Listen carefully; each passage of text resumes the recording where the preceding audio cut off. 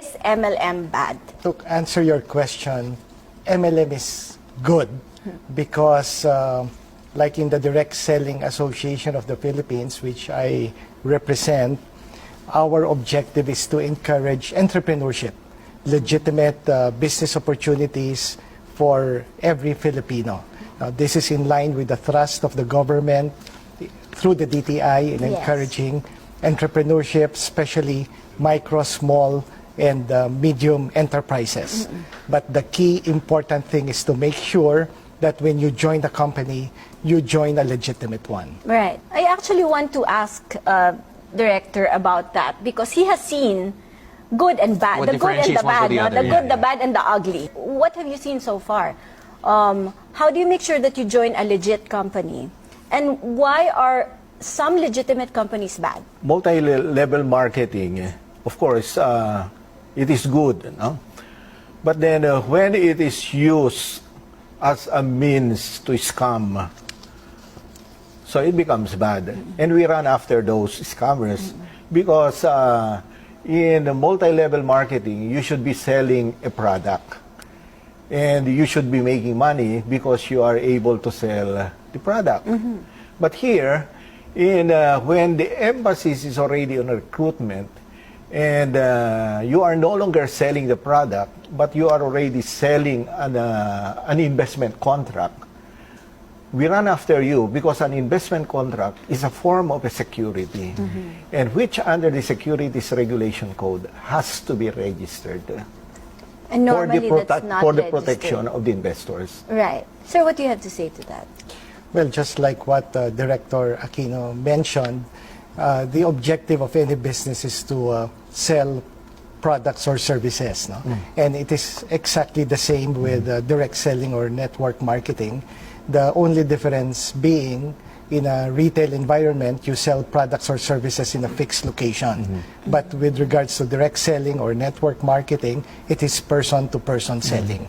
But the objective should be to sell products and services to the end user. And as Director Aquino mentioned, it is unfortunate that because of the popularity and attractiveness of the industry, there are many unscrupulous businessmen who use the industry to come up with pyramid scams in the guise of legitimate direct selling and network marketing. I find it also interesting. I mean, when you talk about focusing on the product they're selling and also the legitimacy of the company, but one of the key lines that I've been exposed to that industry as well is that, no, we're not selling you a product. We're actually selling you a system or wealth or whatnot. How do you address that in terms of the kind of practices you try to encourage in DSAP in terms of making sure that they're representing a proper product and a system as well?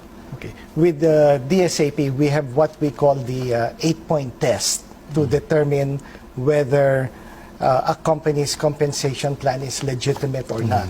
This is consistent with the guidelines of the Department of Trade and Industry as embodied in their Administrative Order Number 8, Series of 2002, which defines the definition of pyramiding and which outlines the type of pyramiding that is considered illegal. To a lot of people, I've seen the 8-point test, and I've also seen so many companies who, at first blush, you'd think that they are following all of those tests. Because now, as the area of investments has evolved, there's a gray line now. Some companies appear to be selling a product, but in fact, the emphasis is really on recruitment. So the product might be there, there's a brand, they have displays, and you actually hold it. When you buy, have you ever been? Yes. Are you open-minded? Enough. Right? Well, people buy them, Yeah. and they actually hold these products. Some of them are beauty products, some are skin, whatever, stem cell, whatever.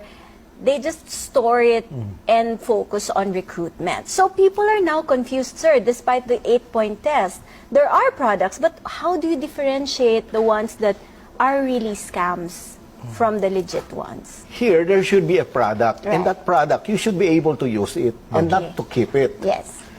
So if you are not using that product, but then you simply buy because you would like to earn money through recruitment, Right. definitely that becomes already a warning sign that the business you are entering into is not a legit one.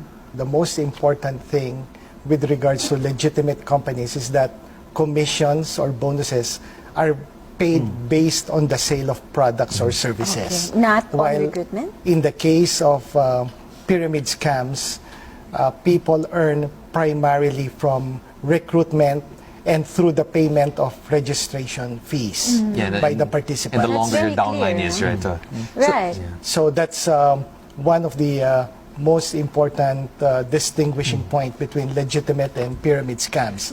There are also other red flags. Yes. No? If I may share, like an example would be the selling of multiple slots or positions.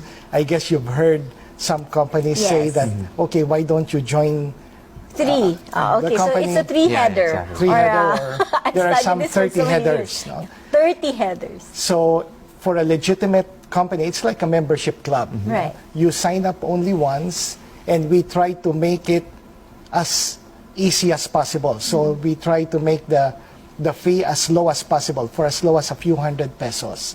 So if you're being charged registration fee into thousands, then you may start to ask the question why the registration fee is high.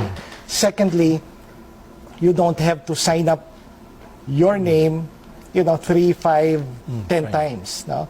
So in an interview with Chairman Herbosa, conducted by Josiah Go, Chairman Herbosa did mention that selling multiple slots is considered as an investment contract Sure. and partake the nature of securities. Yeah, And should therefore go through the difficult Exactly. process of registering that security with the SEC. And we all know when you want to do that, you have to give the SEC your financial statements and your cash flow and everything, all the financial documents, which will prove that the existence of your company and its health will depend on the sale of the products and not Yeah, on and that's a recruitment. fiduciary responsibility already. Now, when we talk about the business perspective, for example, a first-time or wannabe entrepreneur comes in and says, "Okay, I'm going to devote my life to this. I'm going to build my, network down the line."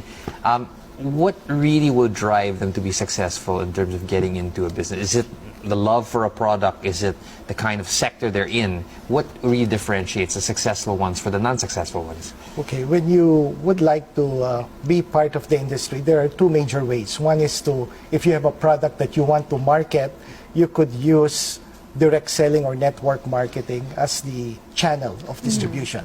It's a very powerful channel. No?